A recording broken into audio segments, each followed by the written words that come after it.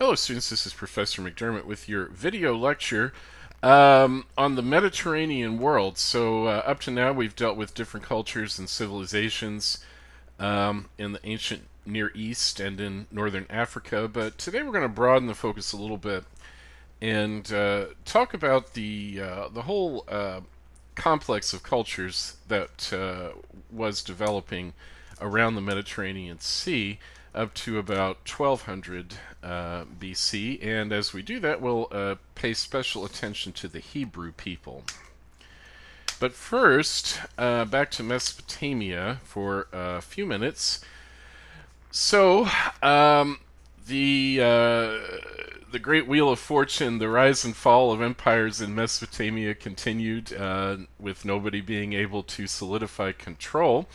From 2100 to 2004 BC, there was a powerful dynasty in the city-state of Ur that managed to establish some control over parts of Mesopotamia, and this Ur dynasty once again gave land back to the temples and gave the temple priests control over farming and over the economy. However,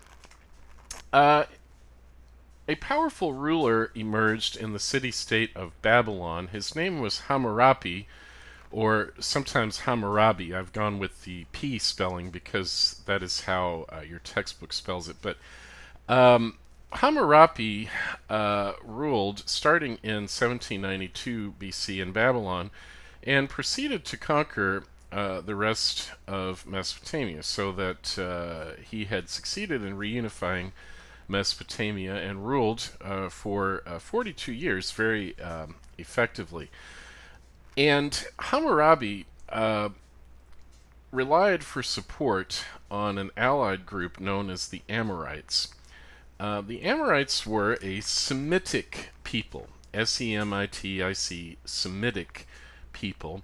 That means they spoke a language from the Semitic language family. And the most famous Semitic language speakers, of course, are the Hebrews, the Jews. In fact, if you're familiar at all with the history of the persecution of Jews by people like Adolf Hitler in the 20th century, you know that an irrational hatred of Jews is called anti-Semitism for that reason, because the Hebrews were also a Semitic people. Now, that means that private property made a comeback under Hammurabi, because, as you know, if you're familiar with the Old Testament, the Hebrew Scriptures at all, the Hebrews really accepted the idea of private property rather than collective ownership, say, by temples or religious leaders. For example, one of the Ten Commandments is "Thou shalt not steal," which strongly implies that people are allowed to have their own private property. And so here, once again, the pendulum swung back towards individuals being allowed to own their own land and have a little bit more independence in managing their own farms, their own lives.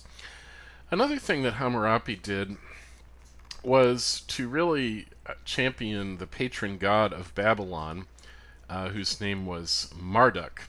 And in the Bible, Marduk is known as Baal or Bel, same god. This was the main god of the city-state of Babylon, but Hammurabi used the worship of Marduk as a way to gain greater control over the peoples of Mesopotamia by promoting Marduk as a very important god. But as so often in Mesopotamia, all of this was ultimately in vain, and after Hammurabi died in 1750 BC, once again his kingdom collapsed and Mesopotamia went back to its normal state, namely a situation where you have a number of city-states usually at war with each other. But Hammurabi's greatest achievement was the Code of Law, which he promulgated. This is one of the great law codes of the ancient world, the first one that we have, and some groups are going to read excerpts from Hammurabi's code for our next assignment. Well, then taking a look at the map here of the Mediterranean world, let's run through the different great powers of the region one by one. You see, of course, Egypt there along the Nile River in northeastern Africa. A little to the north of that, you see the peninsula that in the ancient world was called Asia Minor. Today it is the country of Turkey, but during the latter half of the second millennium BC, it was dominated by a group of people called the Hittites. They're in green. Northern Mesopotamia, during this period from about 1000 to 1500 BC, was under the control of the Mitanni, a very warlike people, while the Babylonians continued to be influential in the southeastern portion of Mesopotamia.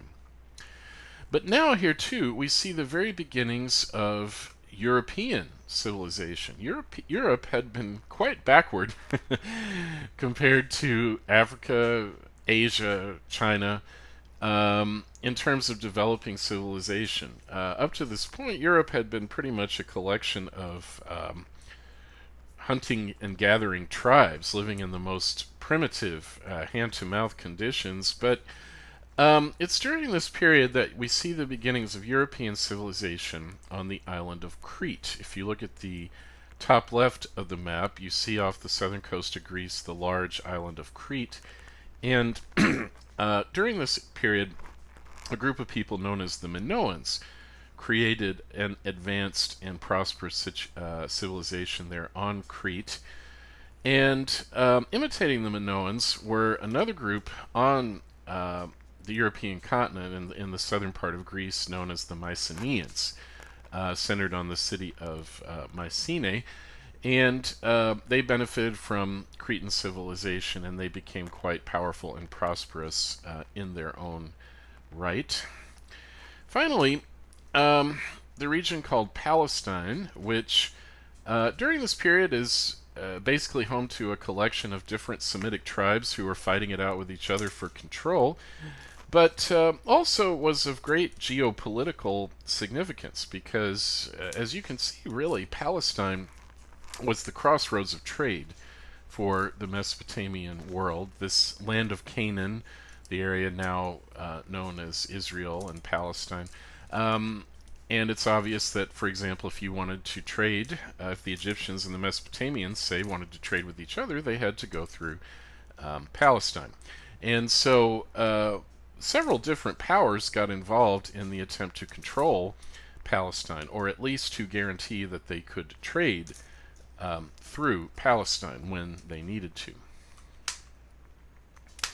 And needless to say, that led to some involvement of the Egyptians with the peoples of Palestine, and the first tantalizing evidence outside of the Bible of the existence of the Hebrews as a people and a nation.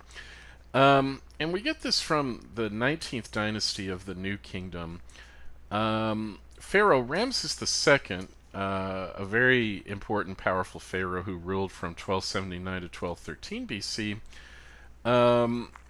left documents showing that he had hired a group of people called Hapiru to build for him a treasure city known as Ramses. And so if these Hapiru are the Hebrews of the Hebrew Bible, then we have here a first bit of written evidence for their existence outside of the Bible. But this term Hapiru actually had a broader meaning, which we'll talk about in a few minutes.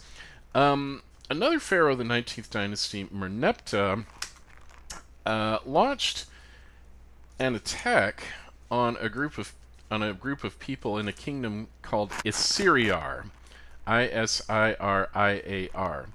And Merneptah's defeat of Isiriar is chronicled on the tablet that you see there to the right, the stela of Merneptah, dating from 1208 BC, says he subjugated Isiriar. Well, most scholars believe that this is an early reference to Israel. And if so, this would again strongly suggest that the Hebrews and Israelite peoples, did exist as an independent nation during this period.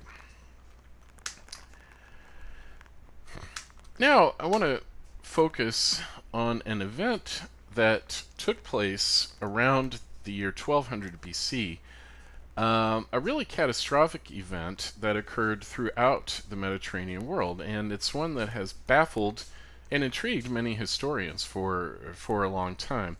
What was this great catastrophe? Well, first of all, the archaeological evidence shows that a number of important cities were destroyed around the year 1200 BC, sacked, burned, completely destroyed. For example, the city-state of Ugarit, which we'll talk a little bit more about in a few minutes, was destroyed around 1200 BC. This was in Palestine, and its king had written a letter on a clay tablet begging for help against the people that were attacking him, whom he called Hapiru.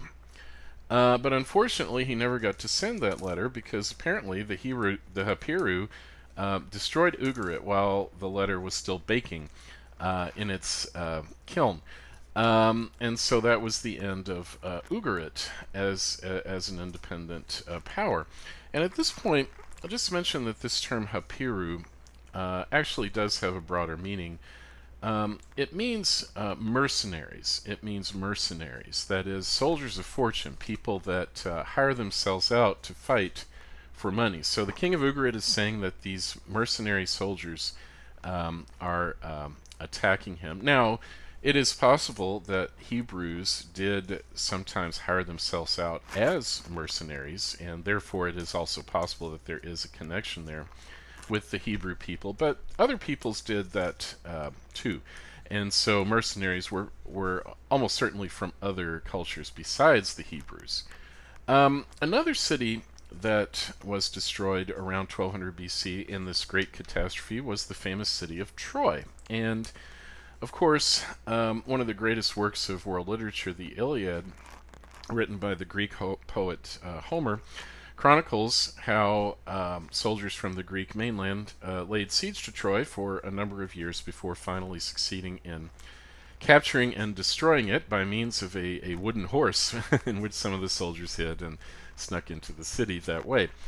Well, for many years, most people who read the Iliad thought it was just a made-up story, that there really wasn't any basis, in fact, for this story of the Trojan War.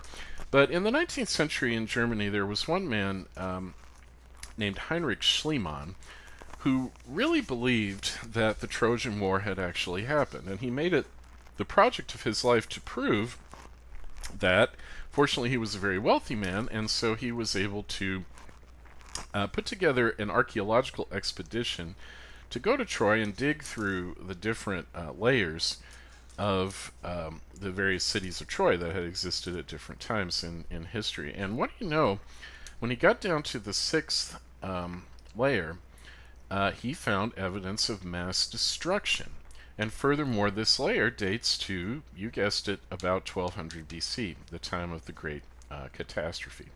So this was a real triumph for Schliemann. Single-handedly, he had shown that most people were wrong, and that most likely the Trojan War had a kernel of truth to it, that it was based, in fact, even though, of course, Homer embellished the story.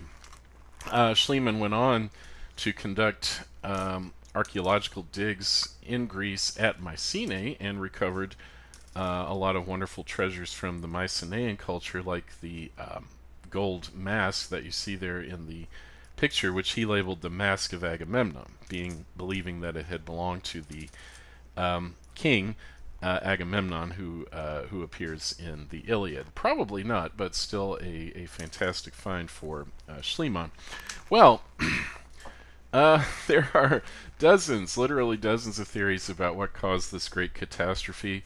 Some historians have suggested a massive earthquake that perhaps brought on climate change in the region, or massive drought. Other historians have pointed to massive migrations of peoples disrupting established civilizations. Some have suggested that somehow some people got hold of iron before the onset of the Iron Age, and so they were able to get an edge and attack established cities. Many theories. The theory I'm going to follow in this presentation is one that was developed by my old mentor, Bob Drews, who was a professor at Vanderbilt University, and I had the opportunity to audit some classes with him. He was a very fine historian, and he wrote a book on this topic of the Great Catastrophe. So as you listen to this, remember this is just one theory among many, but it's one I find compelling. Well, Dr. Drew's analysis begins with the Great Karnak inscription. This was another inscription dating from the reign of Pharaoh Merneptah in the latter part of the 13th century BC in Egypt. And in this inscription, an invasion is described, an invasion by people from Libya combined with other quote-unquote sea peoples. And these sea peoples are listed as Ekwesh, Teresh, Luka, Shurdan, and Shekelesh. Well, if you translate that into modern terminology, we can tell exactly who these people were. Achaeans, that is, Greeks. Teresh would have been Tyrrhenians from Italy. Luka, Lycians from Asia Minor. Shurdan and Shekelesh, Sardinians and Sicilians. These are islands in the Mediterranean Sea off the coast of Italy, Sardinia, and Sicily. And so what we have here is a big invasion force trying to get to the treasures and wealth of Egypt. But these people are not from any one country. They're coming from all over the Mediterranean world. Now, fortunately for the Egyptians, Merneptah was able to defeat this army of the sea peoples, and in fact, his soldiers collected about 10,000 penises and hands, which they cut off the enemies as battle trophies. Yes, history is not pretty sometimes, but this was common in this period to cut off body parts and take them home as trophies. Another somewhat similar event took place in the reign of the pharaoh Ramses III, and we're told in an inscription that the Peliset invaded Egypt in the year 1176 BC, but were fought off by Ramses III. These Peliset are Philistines. You may be familiar with from the Bible and the story of David. He fought the giant Goliath of Gath. Goliath was a Philistine from Palestine. And so, looking at all this evidence, Professor Drews then turned to analyzing possible changes in warfare that took place around the time of the catastrophe. Now, before the Great Catastrophe, for the 500 years previously, back to 1700 BC, most warfare in the Mediterranean world was carried out by chariots and charioteers. And this chariot warfare was really perfected by the Mitanni in the northern part of Mesopotamia. They were expert horsemen and used these chariot armies very effectively, and other kingdoms copied them in their chariot tactics.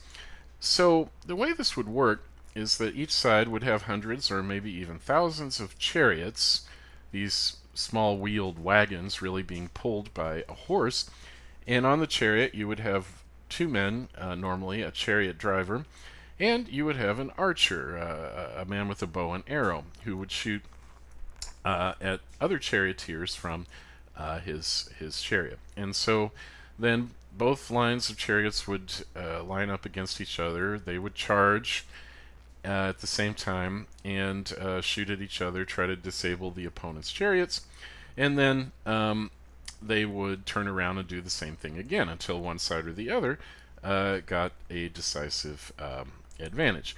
Now, there were some infantry in this type of warfare, infantry being foot soldiers, soldiers on foot, but their role in chariot warfare was very limited. They would usually just be used to to run around, mop up, kill opponents who were disabled or horses or what have you. So the infantry played a very limited role. It was the charioteers that drove this military action from 1700 to 1200 BC. But Professor Drews pointed out that if you look at art from around the Mediterranean world, around 1200 BC, you see increasingly large numbers of infantry being depicted.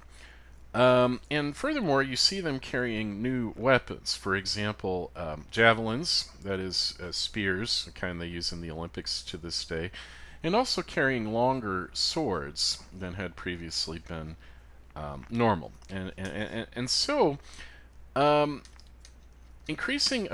increasing use of infantry with new, more powerful weapons. And you can imagine what kind of effect this might have in a chariot warfare situation. For example, a foot soldier with a javelin could throw his spear at the archer or at the chariot driver or at the horse and take that chariot out of commission, or use his long sword to cut the reins of the chariot and disable the chariot that way. And so Dr. Drews concluded that around 1200 BC, mercenaries, hapiru, from various places around the Mediterranean world figured out that using these new tactics with large numbers of infantry, better infantry weapons, they could defeat established kingdoms with their armies of chariots. And they took advantage of this to attack, loot, and plunder established cities who were still using the more old-fashioned type of chariot warfare. And one place where this might possibly be chronicled in the Bible is in the book of Judges, and also in the book of Joshua. A military campaign is described in which the Israelites attack the king of Hazor, Jabin, and it says that the Israelites who were on foot managed to defeat Jabin's army, which was a chariot army. And so this may be an example of what my old professor was talking about. And certainly military technology and military innovations have had a tremendous impact on history, and often have brought about the rise and fall of peoples. People who are early adopters of new strategy, new tactics, new weapons really have an edge and an advantage, and can cause a lot of chaos for older established civilizations. All right, well, let's turn our attention to the Hebrew people, who around 1000 BC, historians believe, organized themselves into their own powerful kingdom for the first time. And the Bible tells us that the first king of Israel was Saul, but that Saul fell out of favor with God and so was replaced by King David. And historians believe he was a historical figure who lived around 1000 BC and ruled over a united kingdom of Israel. After David's death, shortly after David's death, however, his kingdom split into two parts, the southern kingdom of Judah and the northern kingdom of Israel, sharing the land of Palestine, you can see there on the map, with the Philistines and with the Phoenicians, who also lived nearby on the seacoast. And so Palestine, as always, was a crossroads of trade, and other peoples were very interested in Palestine. And that's one reason why it was difficult for the Hebrews, the Israelites, to develop their own kingdom as they did, because other superpowers were always getting involved in that region of Palestine, which is sometimes called the Levant. I just mentioned that in case you ever run into that term. One example of involvement was when the Egyptians in 1274 BC defeated the Hittites in the Battle of Kadesh. But it's important to realize that these superpowers did not, during the period before the rise of the Kingdom of Israel, did not try to take over complete control of Palestine. They allowed the Palestinian cities to remain neutral, um, and really just wanted to make treaties with these different cities and to establish trading privileges so that they would have a sphere of influence where they could trade as much as they wanted to without being interfered with by other powers. And so city-states would grant them those privileges.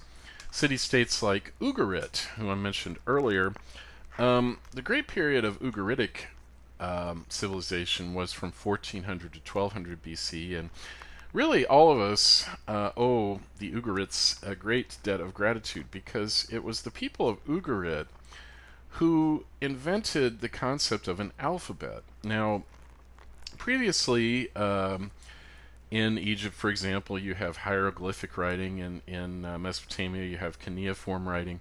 But those systems were very, very complicated, and as I mentioned in class, it was only a small number of trained professional scribes who knew how to read and write. For common people, it was simply too much, too complicated to learn. But the Ugarites were great business people, and they realized that in order to keep good records and contracts and bills and so forth, there had to be a simplified type of writing. And so the Ugarites invented an alphabet, which was quickly adapted by the Phoenician people. And you see there on the chart the Phoenician alphabet in the leftmost column. And then later the Hebrews turned the Phoenician characters into their own Hebrew characters. The Greeks borrowed those for the Greek alphabet, and then the Romans essentially created the alphabet that we use today with some minor variations. And so really it was the need for a simplified type of writing to be used for business that drove this very momentous change in human history. But with the alphabet, it became much easier for common, ordinary people like you and me to learn how to read and write. And obviously, that would have a huge impact on history. We've already seen this this image of the kingdom of Israel and the kingdom of Judah, which split after the death of King David. What happened next to the people of Israel and Judah is quite sad. Around 922 BC, the Assyrians in the northern part of Mesopotamia formed a powerful empire. And they did this using, first of all, iron. And I mentioned earlier in the course that the Bronze Age lasted from about 3000 BC to about 1200 BC. But after that, iron gradually took over as the metal of choice for weapons and other implements. And so the Assyrians made good use of iron weapons, and also they combined the old chariot warfare with the new infantry tactics, and used both to become a military superpower in Mesopotamia. And so by 722 BC, the Assyrians decided to eliminate the kingdom of Israel to their west as a rival in the region. And so they invaded the northern kingdom of Israel, took it over, and literally kidnapped, if you will, or captured everybody in the kingdom and deported them to Assyria and made use of them for labor and so forth. And so that was the end of the northern kingdom of Israel. And in fact, they lost their cohesion and they lost their identity as a people. And so there's sometimes people speak of the 12 lost tribes of Israel, the lost tribes of Israel, what happened to them. And we don't know. They seem to have simply sort of melted into the culture there in Assyria. But the fate of the Judeans would be similar and yet different. After the Assyrian Empire began to lose power, once again the city-state of Babylon asserted itself and created a powerful Babylonian empire excuse me, between 612 and 559 BC. And during this period in 586 BC, they decided to attack Judea and once again carried its people into captivity in Babylon. And if you're familiar at all with the Psalms in the Bible, there's a very beautiful psalm, Psalm 137, that expresses how the Judeans felt when they were in their exile in Babylon. It begins, by the rivers of Babylon, we sat mourning and weeping when we remembered Zion, that is, Jerusalem. On the poplars of that land we hung up our harps. There our captors asked us for the words of a song, our tormentors for a joyful song. Sing for us a song of Zion. But how could we sing a song of the Lord in a foreign land? If I forget you, Jerusalem, may my right hand wither. And so the Judeans remembered their homeland, and they managed to maintain their identity as an independent people, even while they were captives in Babylon. And that was fortunate because eventually, of course, with the never-ending shift in empires in Mesopotamia, the Babylonian Empire fell and was replaced by a Persian Empire ruled over by the first Persian emperor, Cyrus the Great. And Cyrus, for whatever reason, took pity on the Judeans and decided to allow them to return to their homeland. And so there they were able to reestablish their kingdom for a time and to become the nucleus of the Jewish people. Judeans being kind of a variation on that term Jewish.